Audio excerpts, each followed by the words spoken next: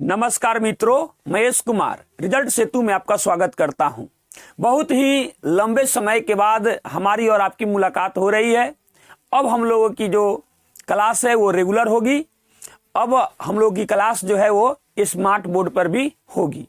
और अब हम लोगों का जो पहला क्लास की शुरुआत कर रहे हैं, जिसमें हम बिहार सिविल कोर्ट क्लर्क के 10 प्रश्न जो मैथ के प्रथम पाली में पूछे गए हैं, हम वहां से इसकी शुरुआत करते हैं। तो आइए हम लोग देखते हैं कि हमारे पास पहला इसका प्रश्न क्या है।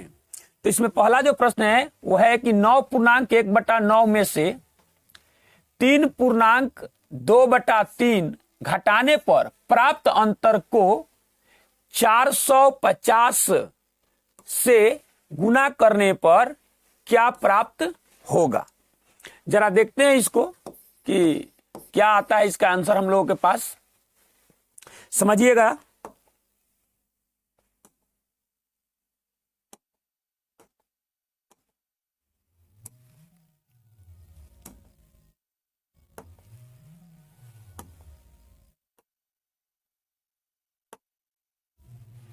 चलिए हम लोग देखते हैं कि हम लोग का क्या आंसर इसका आता है। तो देखिएगा, 9 9 81 और कितना हो जाएगा 82, और भाग कितना हो जाएगा हमारे पास 9, माइनस हो जाएगा हमारे पास 3 3 9 9 2 11, 11 भाग 3 हो जाएगा। ध्यान दीजिएगा, इसको भी आप इसमें 3 से गुना और इसमें भी 3 से गुना कर दीजिएगा तो दोनों 9 बन गया। इसका मतलब आ गया हमारे पास ये 9 हो गया। तो अब घटाना आसान हो गया। 82 में से 33 को हम घटा लेंगे। 82 माइनस हम लोग 33 करेंगे तो ये बन जाएगा 9 और ये बन जाएगा 7, 7 में से 3 गया तो यहां पे आ गया 4। यानी हमारे पास आ गया कितना 49 भाग 9।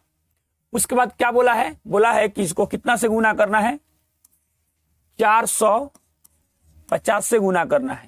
तो 9 5 कितना कटेगा 45, यानी कि 50 बार में आ गया। यानी कि 49 गुना 50 आ गया।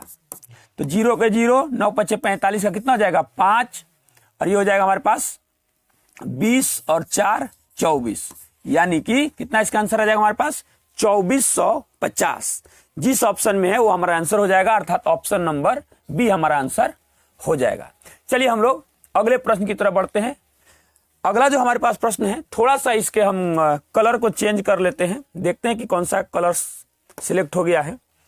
अच्छा, उसके बाद में चलिए ठीक है, हो जाएगा।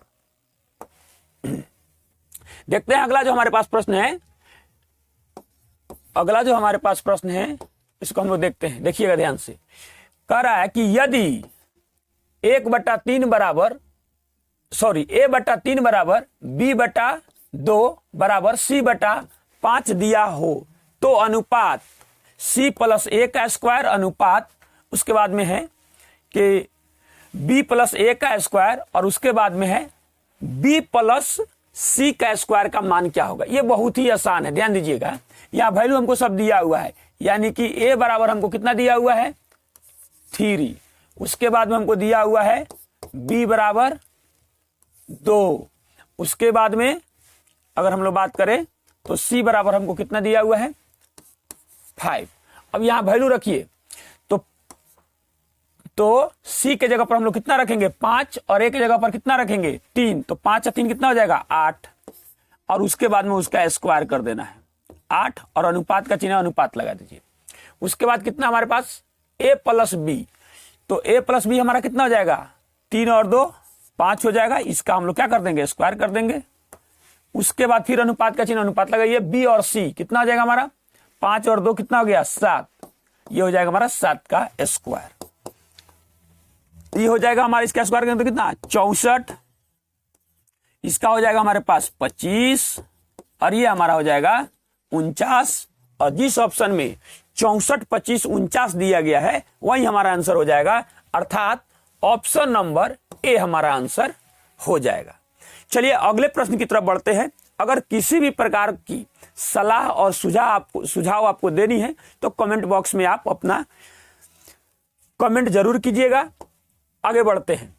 कह रहा है कि क्वेश्चन नंबर अगला जो हमारे पास 38 है, कह रहा है कि दो संख्याएं 1:3 के अनुपात में है। यदि इनका योगफल 240 हो तो इनका अंतर कितना है। बहुत आसान क्वेश्चन है, ध्यान दीजिएगा। दो संख्याएं 1:3 के अनुपात में है और इनका क्या बोला गया है, योगफल 240। तो इसको जोड़िए, 3 और 1 4, यानी कि अनुपात 4 बराबर 240। तो अनुपात 1 बराबर कितना हो जाएगा, 60। अब क्या बोला गया है, इसमें अंतर। तो इसका अंतर का मतलब हुआ कि इसमें 3 और 1 में कितना का अंतर है, 2 का। तो अनुपात 2 बराबर कितना हो जाएगा, 120। और जिस ऑप्शन में 120 दिया गया है वही हमारा आंसर हो जाएगा। अर्थात ऑप्शन नंबर ए में हमको दिया गया है 120, यही हमारा आंसर हो जाएगा। आगे बढ़ते हैं अगले प्रश्न की तरफ। अगला जो हमारे पास प्रश्न है ये टाइम एंड वर्क का क्वेश्चन है। देखते हैं कि इसका आंसर हम लोग का क्या होगा। कह रहा है कि ए अकेला एक कार्य को 20 दिन में समाप्त कर सकता है, जबकि बी अकेला इस कार्य को 25 दिन में समाप्त कर सकता है। स्टॉप कीजिए, पहले इतना को सोल्व कीजिए। यानी ए किसी काम को कितने दिनों में करता है, 20 दिनों में करता है। उसके बाद में बी उसी कार्य को 25 दिनों में पूरा करता है। यहां पे रख दिए। अब समझिएगा जरा ध्यान से, ऊपर हमेशा हम टाइम लिखेंगे और नीचे इफिशियंसी लिखेंगे। इफिशियंसी निकालने के लिए भी कई तरीके हैं। इन दोनों का आप एलसीएम ले लीजिए, उसमें भाग दीजिए तो कितना आएगा, 100 में आप भाग दीजिएगा तो कितना आ जाएगा, 5। उसके बाद में यहां कितना आ जाएगा, 4। ये बीच में रेशियो का चिन्ह है, अनुपात का चिन्ह है। अब समझिएगा आगे क्या बोला है, दोनों मिलकर 5 दिन कार्य करते हैं। यानी कि ए और बी मिल गया तो 5 दिन काम कर रहा है। एक दिन में इसकी क्षमता कितनी है, इसकी 5 और इसकी 4 थी, दोनों मिलेंगे तो कितना काम करेंगे, 9। अब आगे बढ़ते हैं। उसके बाद क्वेश्चन क्या कहता है, कह रहा है कि फिर बी काम छोड़कर चला जाता है। यानी बी काम छोड़कर चला गया तो काम कौन करेगा, ए की एक दिन में क्षमता है 5 काम करने की और पता नहीं कि यह कितना दिन काम करेगा और टोटल हमारा काम कितना है, 100। टाइम और एफिशिएंसी के गुणनफल को ही वर्क कहते हैं। तो ध्यान दीजिएगा, 9 × 5 = 45। जब इधर 45 घटेगा तो बचेगा 55 और 5 से जब भाग देंगे तो हमारे पास क्या आ जाएगा, y बराबर 11 दिन। अब ध्यान देते हैं क्वेश्चन कहता क्या है हमसे। तो कह रहा है कि शेष कार्य को, लगा हुआ है शेष, यहां पर गौर कीजिएगा, शेष कार्य को ए अकेला कितने दिनों में कर पाएगा। बिल्कुल correct answer option number A, 11 दिन हो जाएगा। चलिए अगले प्रश्न की तरफ बढ़ते हैं। अगला जो हमारे पास प्रश्न है यह भी हमारे पास टाइम एंड वर्क का ही क्वेश्चन है। ध्यान देते हैं इस क्वेश्चन पर। यह क्वेश्चन कह रहा है कि ए एक कार्य को 4 घंटे में, बी तथा सी मिलकर 3 घंटे में तथा ए और सी मिलकर उसे 2 घंटे में पूरा कर सकते हैं। बी अकेला इस कार्य को कितने समय में पूरा करेगा। ध्यान दीजिएगा, ए कितने दिनों में करता है, दिनों नहीं सॉरी घंटा है, 4 घंटा में करता है। बी और सी 3 घंटे में करता है। उसके बाद में है ए और सी करता है 2 घंटे में इसको कंप्लीट। अब फिर से वही काम आ गया हमारे पास। ये रहा हमारे पास ऊपर टाइम और ये रहा इफिशियंसी। इसका एलसीएम लीजिएगा तो ये आएगा 12। 3 चौका 12, 4 तिया 12 और ये हो जाएगा हमारा 6 दूना 12। अब समझिए क्या बोलता है, बी अकेला इस काम को कितने दिनों में पूरा करेगा। यानी कि पहले बी की इफिशियंसी आप ज्ञात कर लीजिएगा। ध्यान दीजिएगा, तो पहले सी की इफिशियंसी निकालिए। कैसे सी की निकालेंगे, ए और सी में से एक की इफिशियंसी को घटाएंगे तो हमारे पास कितना जाएगा, 3। और उसके बाद बी की बात करते हैं तो ये रहा बी हमारा। तो ध्यान दीजिएगा, बी और सी में से सी की इफिशियंसी घटा देंगे तो इसकी इफिशियंसी कितनी आ जाएगी हमारे पास, 1। देखिएगा यहां गुना करने पर 12, यहां 12, यहां 12, तो हम 1 में कितना से गुना कर दे कि ये भी बन जाए 12, अर्थात 12 से। और यही हमारा आंसर हो जाएगा। जिस ऑप्शन में 12 घंटे दिया हुआ है वही हमारा आंसर हो जाएगा, अर्थात ऑप्शन नंबर बी हमारा आंसर हो जाएगा। अगले प्रश्न की तरफ बढ़ते हैं। अगला जो हमारा प्रश्न है, क्वेश्चन नंबर जो इसमें 41 पर दिया गया है, यह क्वेश्चन जो है हमारे पास, यह स्पीड टाइम एंड डिस्टेंस यानी औसत का क्वेश्चन है। ध्यान दीजिएगा, एक व्यक्ति ए से बी तक 60 किलोमीटर प्रति घंटा की गति से जाता है तथा बी से ए तक 40 किलोमीटर प्रति घंटा की गति से लौटता है। संपूर्ण यात्रा के लिए उसकी औसत गति कितनी है? बहुत ही आसान प्रश्न है, ध्यान दीजिएगा। इसके लिए जब दूरी समान होती है, जैसे मान लीजिए यह ए हो गया और यह बी हो गया, और इस कंडीशन में दूरी जब समान है तो इसके लिए एक रेडीमेड फार्मूला होता है औसत चाल के लिए, और नहीं तो इसके लिए एक फार्मूला होता है, वो दूरी समान हो या नहीं हो, औसत चाल बराबर कुल दूरी बटा कुल समय। तो औसत चाल बराबर हम लोगों का हो जाएगा, यहां फार्मूला रेडीमेड जो बता रहे हैं, 2xy बटा x प्लस y। यहां x और y जो है ना, ये चाल है, क्या है, इस चाल है। तो 2 गुना पहला चाल कितना है 60 किलोमीटर प्रति घंटा का, और दूसरा चाल क्या है हमारे पास 40 किलोमीटर प्रति घंटा का, और दोनों को जोड़ेंगे तो हमारे पास क्या रिजल्ट आएगा 100। ये 00 से 00 कैंसिल हो गया, तो हमारे पास क्या आ गया 6 चौका 24, 24 दूना 48, यानी कि औसत चाल बराबर 48 किलोमीटर प्रति घंटा। और जिस ऑप्शन में 48 किलोमीटर प्रति घंटा दिया गया है वही हमारा आंसर हो जाएगा, अर्थात ऑप्शन नंबर बी हमारा करेक्ट आंसर हो जाएगा। चलिए अगले प्रश्न की तरफ बढ़ते हैं।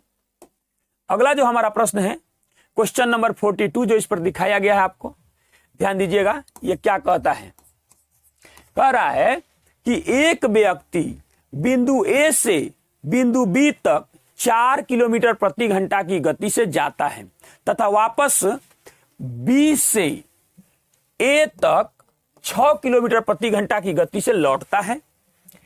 ए से बी तक पहुंचने तथा बी से ए तक आने में लगे समय का अनुपात ज्ञात कीजिए। बहुत ही आसान प्रश्न है, ध्यान से देखिएगा। ये रहा कोई बिंदु ए और अगला बिंदु हो जाएगा हमारा बी। इधर से यानी ए से बी की तरफ जब जाता है, ए से बी तक जाता है तो 4 किलोमीटर प्रति घंटा की चाल से जाता है और वापस आता है 6 किलोमीटर प्रति घंटा की चाल से। इस वैल्यू को आप कई तरीके हैं, ध्यान दीजिएगा। तो यहां से यहां पहुंचने का जो ए से बी के तरफ जाने का है, और एक बोल रहा है बी से ए की तरफ आने के लिए, तो इसका समय हो जाएगा कितना 1 बटा, मान लिया कि दूरी को ये कितना है 1 किलोमीटर है, तो 1/4 समय लगा, क्योंकि दूरी समय बराबर दूरी बटा चाल हो जाएगा। और यहां कितना हो जाएगा 1/6 हो जाएगा। ये इधर चला जाएगा और ये इधर चला जाएगा, यानी कि 6:4 हो जाएगा। और ये कटेगा तो क्या बनेगा हमारे पास 3:2। और जिस ऑप्शन में 3:2 दिया गया है वही हमारा आंसर हो जाएगा, अर्थात ऑप्शन नंबर डी हमारा आंसर यहां पर हो जाएगा। अगले प्रश्न की तरफ बढ़ते हैं। अगला जो हमारे पास प्रश्न है, कह रहा है कि किसी राशि पर साधारण ब्याज मूलधन का 1/4 है। ध्यान दीजिएगा, किसी धनराशि पर साधारण ब्याज मूलधन का 1/4 है, तो मान लिए कि मूलधन हमारा 1 है। मूलधन हमारा 1 है तो ब्याज बराबर फॉर्मूला क्या होता है, और ब्याज हो गया 1/4, ब्याज बराबर मूलधन गुने, आगे बढ़ते हैं, तथा वर्षों की संख्या प्रतिशत दर के बराबर है। तो दोनों को एक ही वैल्यू हम मान लेंगे। मान लीजिए XYZ जो इच्छा हो आप मान सकते हैं, यानी वही समय भी है, वही सेम दर, और वही ये वर्षों की संख्या भी है, बराबर है। तो ब्याज की वार्षिक दर कितनी है, तो हमने देखा कि ब्याज बराबर मूलधन गुने समय गुने दर अब बटा कितना 100। अब समझिए जरा ध्यान से, इसे कितना बार में ये कटेगा 25 बार में कटेगा। जब गुना कराएंगे तो हमारे पास क्या आ जाएगा y² बराबर 25, और जब इसका वर्गमूल निकालिए या बेस बराबर कीजिए तो आ जाएगा 5। यानी कि यहां क्या बोला गया है, वर्षों की संख्या प्रतिशत दर के बराबर है, यानी कि दोनों एक ही बात है। 5 वर्ष के लिए दिया गया है और 5% प्रति वर्ष के दर पर भी दिया गया है। तो क्या कर रहा है कि ब्याज की वार्षिक दर कितनी है, अर्थात ऑप्शन नंबर बी हमारा आंसर हो जाएगा।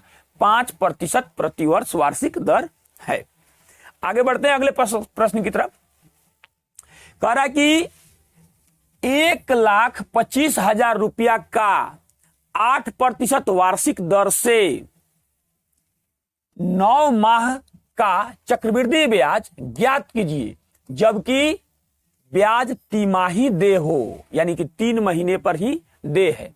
अब समझिएगा जरा सा इस क्वेश्चन को, बहुत ही आसान है।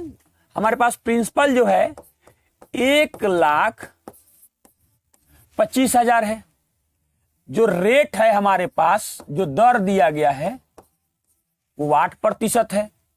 उसके बाद आगे जो समय दिया गया है वो 9 महीने के लिए है, 9 मंथ के लिए है। तो 3 माही है तो वो 3 वर्ष के भांति काम करेगा, 3 ईयर के भांति काम करने लगा। आगे समझिएगा। और जब 3 माही होता है ना तो रेट में 4 से भाग देते हैं, तो नया रेट जो हमको प्राप्त हो जाएगा वो आ जाएगा 4 दूना 8, 2% का रेट हो गया। तो 2% के दर से 3 वर्ष का जो हमको ब्याज होगा वो कितना होगा, ये समझिए। ये 3 वर्ष है ना, तो इस 2 को आप 3 बार लिखिए। और जो एक फार्मूला होता है a + b + a × b / 100, इस पर 3 बार इसको यूज किए, यानी कि 2 गो को एक साथ आएगा। तो 2 + 2 + 2 गुने 2 भाग हो जाएगा 100। तो ये कितना आ जाएगा हमारे पास 4.04। आप इसको सोल्व करके देख लीजिएगा। अब ये जो वैल्यू है ना, इसके साथ फिर इस 2 का एक बार यूज करेंगे। 2 + 2 और भाग कितना हो जाएगा हमारे पास 100। अब इसको एक साथ सोल्व करेंगे तो ये हमारे पास आ जाएगा 4 और 2 6, 0.4। अब प्लस इसको गुना कीजिए, 4 दूना 8, 0। उसके बाद फिर हमारा कितना हो जाएगा 4 दूना 8। अब भाग देंगे तो एक और 0 आएगा यहां पर, दशमलव। जब इसको आप जोड़िएगा तो ये आएगा हमारे पास 0.8 और 8 × 4 = 12 का 2। उसके बाद में आएगा 1, उसके बाद आएगा दशमलव, उसके बाद में आएगा हमारे पास 6। देखिएगा ध्यान से, ये प्रतिशत में हमको ब्याज प्राप्त हो गया। अब प्रतिशत वाले ब्याज को रुपया में बदलने के लिए मूलधन के 1% से गुना करते, तो इसका 1% कितना हो जाएगा 1250। यानी कि अगर हम बात करें तो इसको हटा दीजिए यहां से और इसमें हम लोग गुना करा देंगे 1250 से। और जैसे ही इसमें हम लोग 1250 से गुना करेंगे हमारे पास आंसर आ जाएगा 7,651 रुपया। और जिस ऑप्शन में 7,651 रुपया दिया गया है वही हमारा आंसर हो जाएगा, अर्थात ऑप्शन नंबर ए हमारा आंसर हो जाएगा। इस प्रश्न को बनाने के लिए एक और भी तरीका है, इसको हम लोग ऐसे भी बना सकते हैं, ध्यान दीजिएगा। बाकी सभी चीजें वही रहती, ध्यान दीजिएगा कैसे सोल्व कर लेंगे।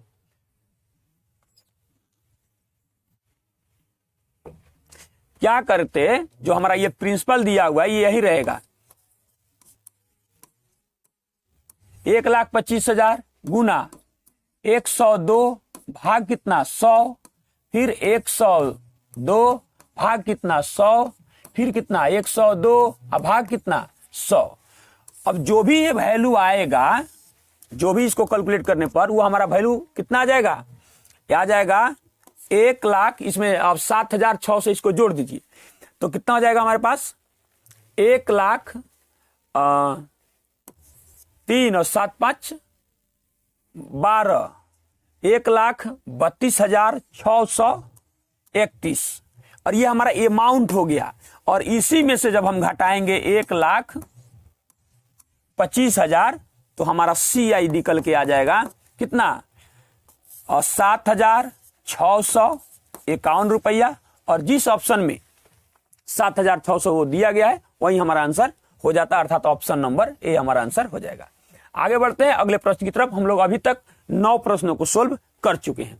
10वां जो प्रश्न है हमारे पास, ये देखिए रेकरिंग का प्रश्न दिया हुआ है और बहुत ही आसान है, ध्यान से देखिएगा इसको कैसे सोल्व करेंगे। जब भी रेकरिंग का जोड़ घटा होगा कैसे इसको बनाएंगे, लिखेंगे 0.74 जो है ना, इसको कम से कम आप आगे बढ़ाकर 3 बार लिखिए।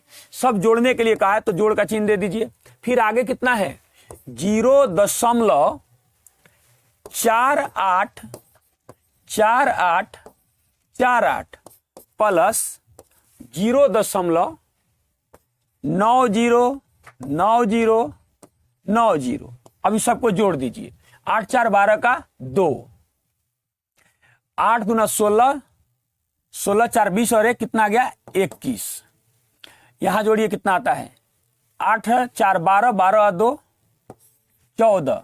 फिर यहां आ जाएगा हमारे पास कितना 11 20 और 1 कितना आ गया 21। फिर यहां पे हमारे पास आ जाएगा 14। फिर कितना आ जाएगा हमारे पास यहाँ 21, यानी तो 21 का 1 और आगे कितना जाएगा 2। एक चीज ध्यान से देखिएगा, ये और आगे जाता तो ये क्या आता हमको 1 4 1 4 1 4 और दूर से आते तो आता, यानी कि रिपीट कौन कर रहा है 1 4 1 4। तो हम यहां लिखेंगे 2.14 के ऊपर रेकरिंग, और जिस ऑप्शन में ये दिया हुआ है वही हमारा आंसर हो जाएगा, अर्थात ऑप्शन नंबर बी हमारा आंसर हो जाएगा। ध्यान रखिएगा, ऑप्शन नंबर बी हमारा आंसर हो जाएगा। तो ये सॉल्यूशन कैसा लगा, और कमेंट के माध्यम से आप अपनी राय जरूर दीजिएगा। आज के लिए बस इतना ही, मिलते हैं एक और बेहतर क्लास में, तब तक के लिए धन्यवाद।